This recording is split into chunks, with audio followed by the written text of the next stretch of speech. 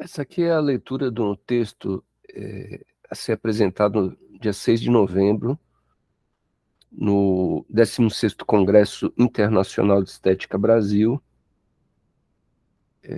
realizado na Universidade Federal Fluminense.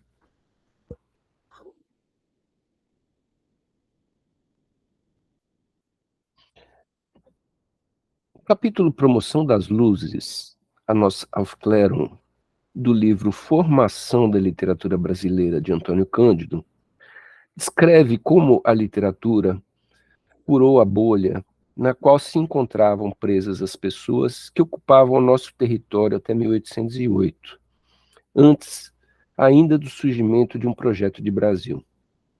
Para Cândido, a abertura dessa fronteira inaugura nosso sistema literário, entendido como a condição mínima de sustentação da literatura de um país, apoiada no tripé autores, obra, público. Antes de estabelecido esse sistema, que depende dessa penetração da literatura no terreno do real, o que existiam eram meros escritos que só circulavam entre os próprios autores ou em grupos isolados de poetas, ou até mesmo eram lidos exclusivamente em Portugal e não aqui, casos de Gregório de Matos ou Padre Antônio Vieira, que não são tratados no livro. Por outro lado, Cândido insere em sua obra aqueles que atravessaram essas barreiras, nomes não habituais de nossa historiografia literária, como Frei Tibúrcio, Hipólito da Costa e Frei Caneca.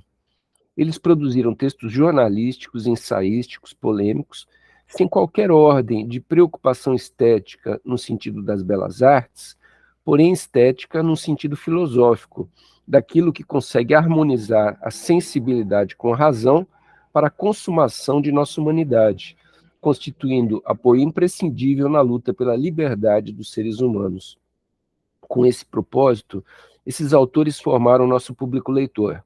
A partir deles, foi possível surgir o que Cândido denominou o nosso breve iluminismo. Recorremos à discussão filosófica sobre iluminismo em dois autores, Kant e Hegel, para lançar luz sobre esse passo importante e formador da nossa literatura. A tese de Cândido é clara. Antes de 1808, o Brasil vivia nas trevas, em um sistema de dominação colonial que nos proibia gráficas, circulação de livros, jornais, faculdades, e quando permitia impressões, era sob a tríplice chancela do rei, do padre local e da Inquisição. Fugindo de Napoleão em 1808, Dom João VI teve de trazer tudo isso para cá, como quem carrega uma febre indesejada da qual não pudesse se livrar.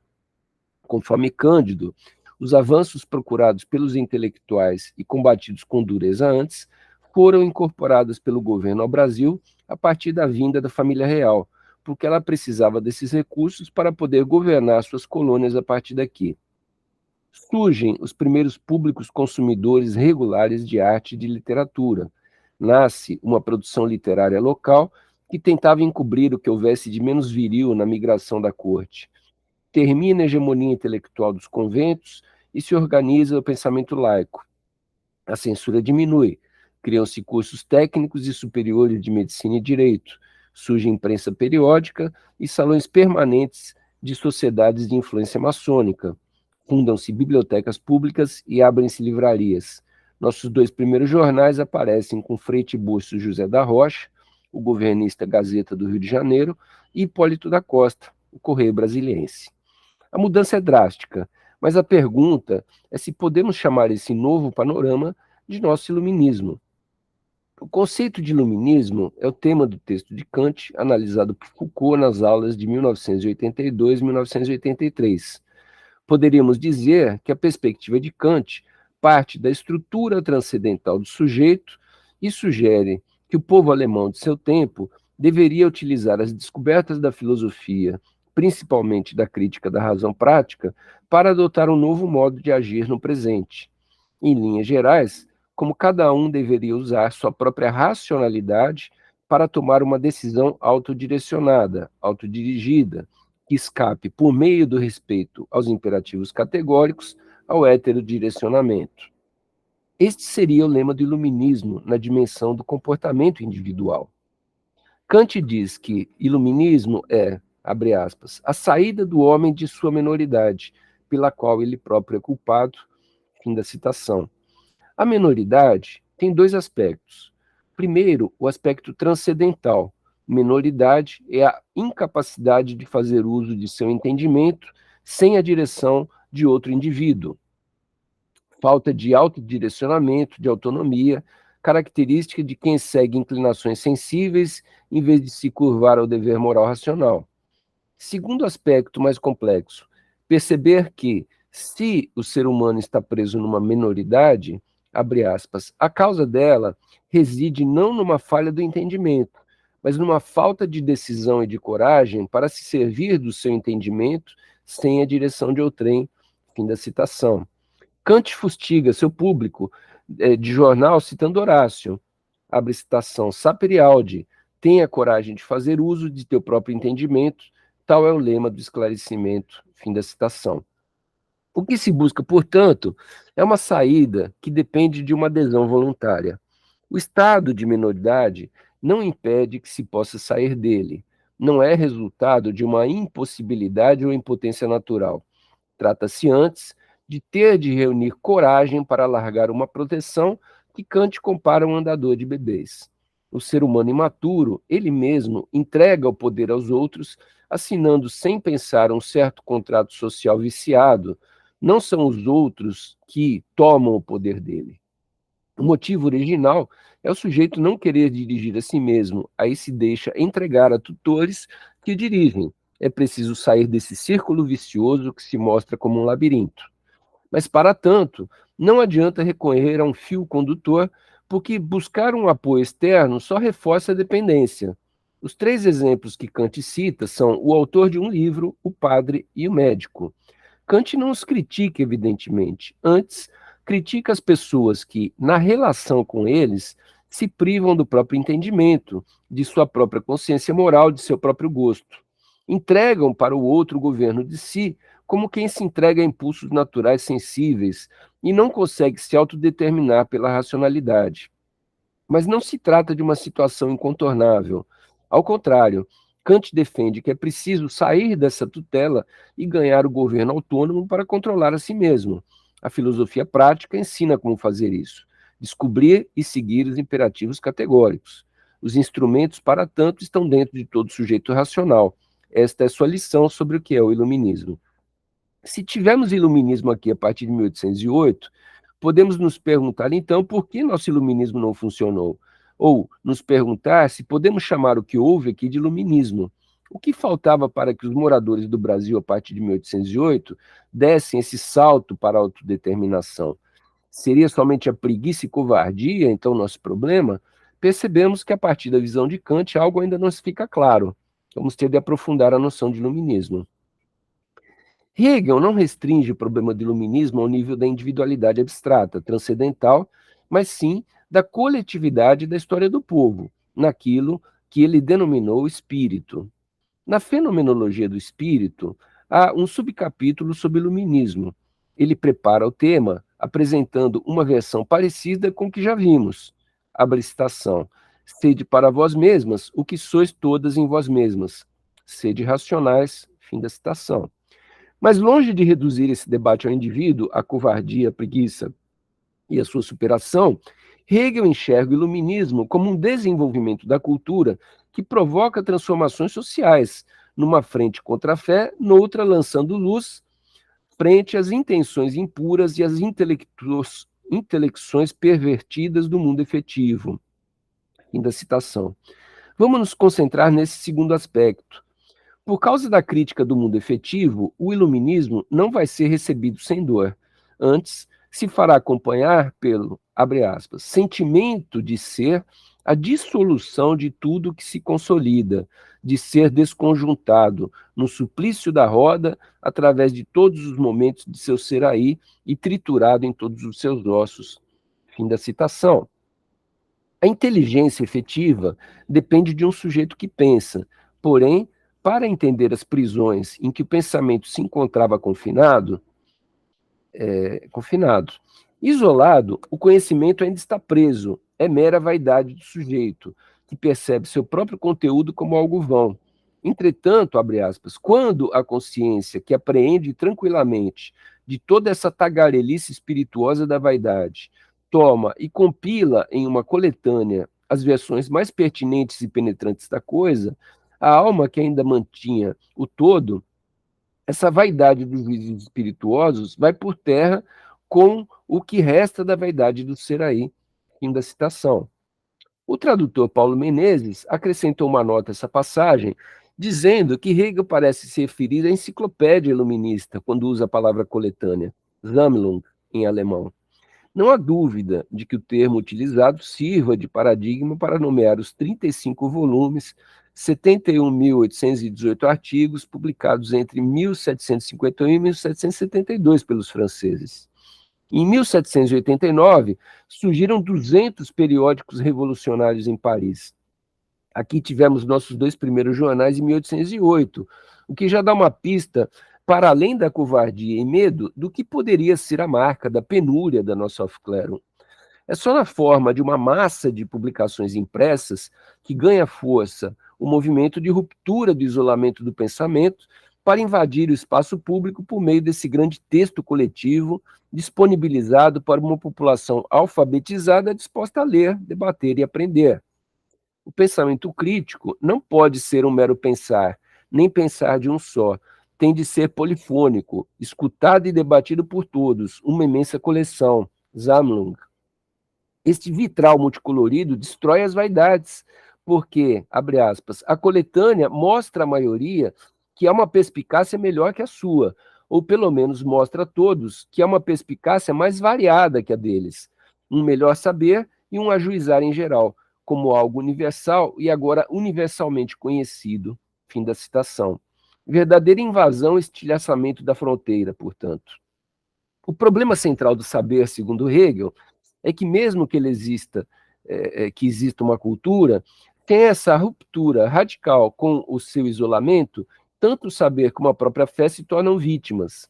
Abre aspas, vítima da impostura de um sacerdócio que leva a termo sua vaidade ciumenta de permanecer só na posse da inteligência, como também em seus próprios interesses egoísticos, e que, ao mesmo tempo, conspira com o despotismo.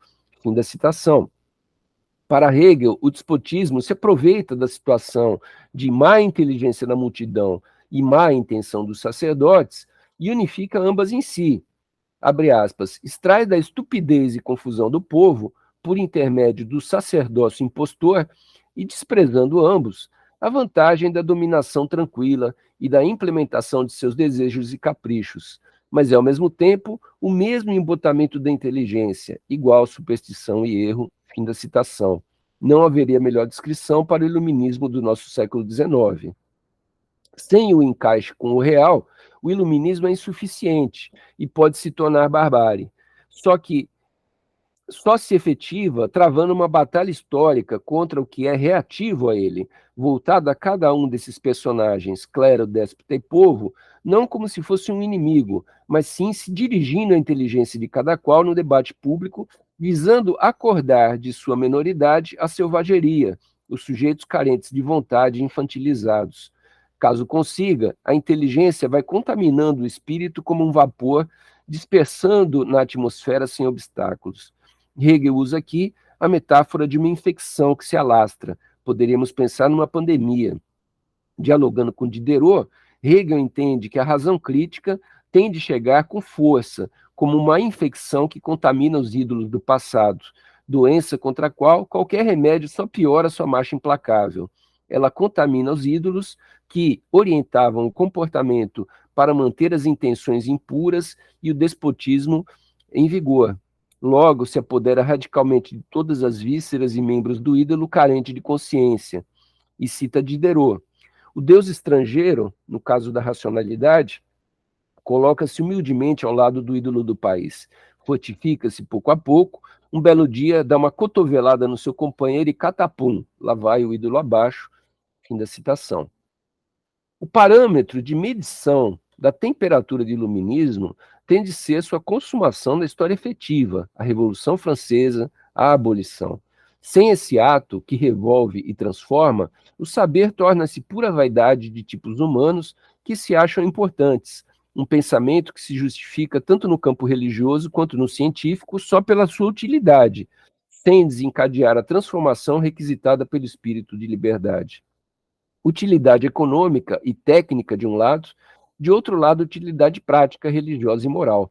Kant é o retrato fiel dessa divisão com sua filosofia teórica e sua filosofia prática, resultando em uma teoria da moralidade insuficiente numa perspectiva mais ampla de transformação do mundo.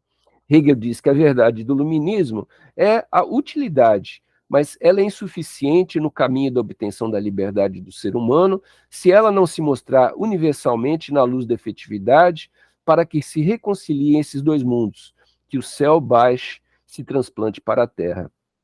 Essa encarnação da ideia só pode ocorrer na história. Não adianta só a boa vontade e o autodirecionamento dos sujeitos isolados. Tem de existir ou se constituir condições históricas para a ruptura. O iluminismo, como sujeitos atômicos isolados, é somente boa intenção, nunca efetiva, dever ser. Seu desdobramento, que só se dá nesse encontro com o efetivo, é a revolução efetiva da efetividade, a nova figura da consciência, a liberdade absoluta. Fim da citação. É nesse panorama que poderá ter força uma concepção de estética como a de Schiller, pois, abre aspas, é a estética que caberá ao papel de fomentar um acordo entre nossas capacidades sensíveis e suprassensíveis e gerar assim um terceiro caráter que abre o caminho do domínio das meras forças até o domínio das meras leis. Final da citação. O que retira o pensamento de Kant do mero formalismo é justamente que, no texto sobre o iluminismo, ele supera as meras prescrições comportamentais, conforme percebeu Foucault. O texto, que é Iluminismo, de 1784, foi publicado no jornal Berliner Monatsschrift. Foucault destaca que ter sido publicado num jornal já introduz uma novidade que não pode ser desvinculada do iluminismo: estabelecer uma relação entre o ser humano culto e o leitor aberto a uma discussão ou um aprendizado. Interessante momento histórico em que o ser humano culto não fica enclausurado na universidade, nem seu pensamento restrito aos livros, mas circula pelo real, divulgando suas ideias montadas em jornais. Na transição para o Estado de Direito, defendido na forma de um contrato social pelos iluministas, o pensamento tinha de ter a visibilidade pública e o espírito polêmico. Na Alemanha do tempo de Kant, o espaço público e político exercia uma influência tanto por meio do jornalismo quanto da filosofia, num modo que Foucault denominou relação sagital ou vertical do discurso com sua própria época. Diversos autores do período responderam à pergunta formulada pelo jornal. A recomendação de busca de autonomia pelos sujeitos se dá a partir de um debate. Kant discute o tema na perspectiva do pensamento racional. Outro iluminista, Mendelssohn, responde ao mesmo tema numa perspectiva religiosa. Ambos foram instigados a tanto pela curiosidade da redação. O debate visa os leitores. O que se coloca no primeiro plano, portanto, é a relação entre iluminismo e um ponto preciso da história: Alemanha de 1784, Brasil de 1808. Para Foucault, Kant coloca pela primeira vez na filosofia a questão do presente, a questão da atualidade, da história, a partir do ponto de vista do agora onde estamos inseridos. Começa a ficar mais fácil entender por que nosso iluminismo não funcionou. Até mesmo terá de se pôr a pergunta se houve aqui iluminismo no século XIX. O que faltava para que os moradores do Brasil, a partir de 1808, dessem esse salto, não seria somente preguiça e covardia. Se 1808 pode ser visto como o primeiro marco do surgimento do sistema literário, percebe-se ao mesmo tempo a precariedade da circulação cultural recém-inaugurada. O estágio do sistema é incipiente, era pouco frequentado, pouco plural, pouco lido. Não temos jornais provocando nossos pensadores a respeito do Brasil, nem filósofos respondendo. Uma das mais ferozes críticas contra Hipólito da Costa foi contra a sua visão inglesa sobre o Brasil, seu silêncio sobre a escravidão, sua indiferença pela independência. Numa perspectiva mais rigorosa, talvez tenhamos de esperar até 1930 para o debate nacional, para que o debate nacional aconteça. Mas vamos pensar um pouco a perspectiva de Hegel antes de analisar uma hipótese que levantaremos desde já. de que teríamos de esperar pelo menos até o período de 1870, 1888, para festejar uma primeira ruptura importante dessa fronteira entre pensamento, literatura e real. Não por acaso o período de Machado de Assis. Que nosso século XIX não tinha condições para estabelecer a liberdade, esse é o tema do texto de 1973, As Ideias Fora de Lugar, do Roberto Schwartz. O ingresso da teoria da economia política no Brasil histórico resultou no acontecimento aparentemente paradoxal de o país discutir as teorias sem ter sido afetado por ele, sem que tivessem ocorrido aqui os avanços evidentes que a racionalidade deveria proporcionar. O fato abominável mais notório é que persiste a escravidão. As ideias se tornam ornamento. O homem livre fala bem de Kant, de Rousseau, e adquire seus livros com dinheiro que sua família ganha explorando seres humanos escravizados.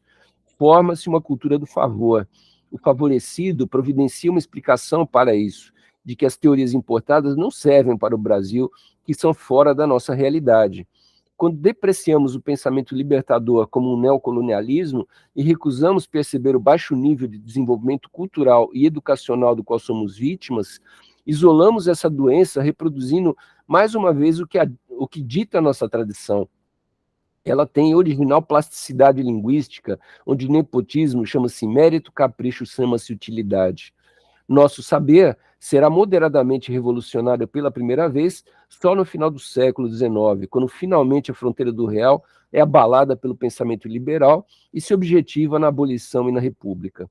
O que Cândido apresenta como nosso breve iluminismo, a partir de 1808, foi somente o estabelecimento dos primeiros meios que propiciariam futuramente a chegada dessa infecção em um território mantido até 1808, numa ala de isolamento absoluto, vigiado pelo obscurantismo e submetido pela ignorância em tal intensidade que nem mesmo o capitalismo conseguia adentrar aqui.